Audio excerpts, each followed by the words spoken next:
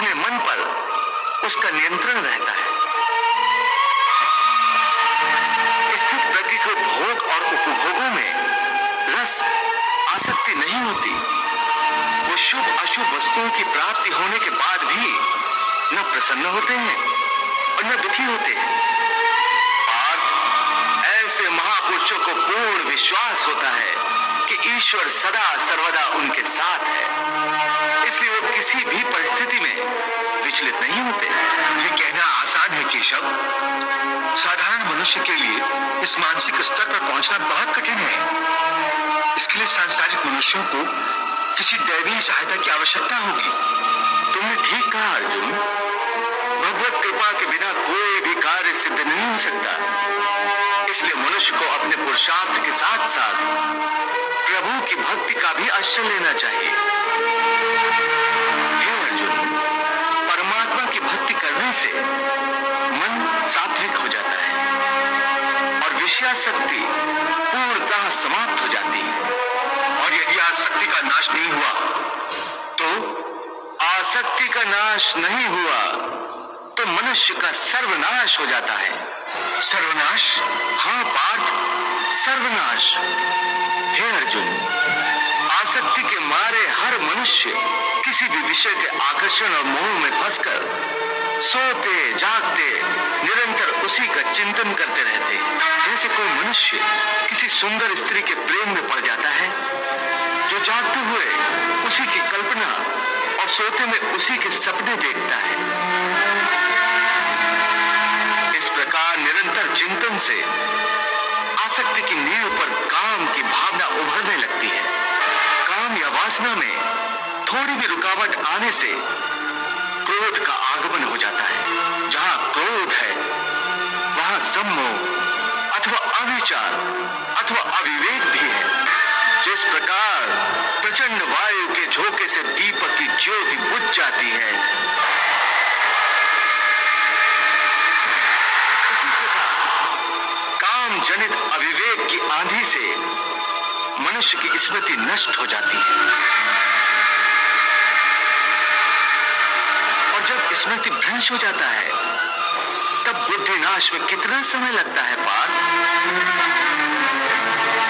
चैतन्य का नाश होने पर जो दशा शरीर की होती है, ठीक वही दशा बुद्धि का नाश होने पर मनुष्य की हो जाती है। बुद्धि नाश के कारण मनुष्य का भी सर्वनाश होता है।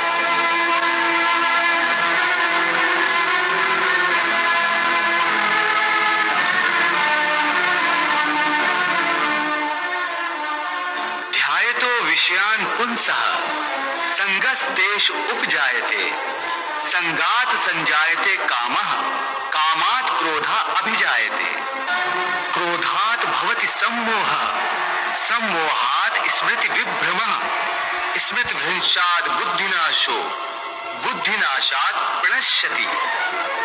इसका अर्थ केशव, आसक्ति सर्वनाश का मूल है। हाँ अर्जुन, इसलिए तो मैं तुम्हें निरासक्त होने को कह रहा हूं, स्थित प्रज्ञ होने को कह रहा हूं, क्योंकि स्थित प्रज्ञ की स्थिति निष्काम कर्मयोग की चरमावस्था है। हे केशव, कृपया स्थित प्रज्ञ का कोई स्पष्ट उदाहरण देकर समझाओ। हे अर्जुन, विशाल और अथाह सागर का स्वभाव स्थित प्रज्ञ मनुष्य की भांति ही होता है।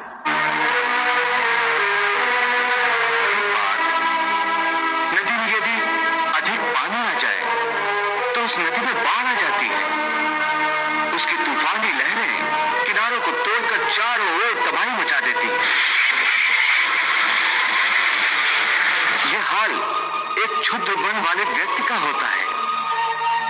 थोड़ा सा धन, थोड़ी सी सफलता उसे हजम नहीं होती और धन और सफलता के नशे में चूर वो मर्यादाएं तोड़कर एक ओछे इंसान की तरह हरकतें करने लगता है।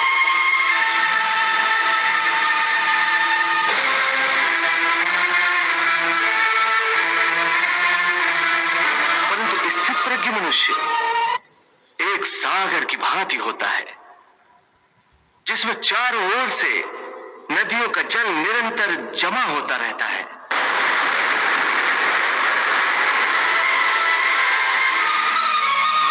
परंतु सागर उसी प्रकार शांत रहता है।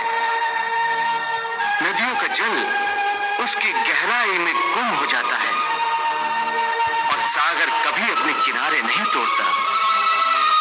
उसके अंदर जल का स्तर वही रहता है। यही स्थित प्रज्ञ की अवस्था होती है।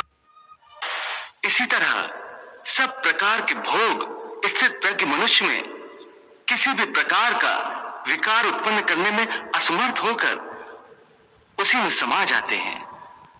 अर्थात स्थित प्रज्ञ मनुष्य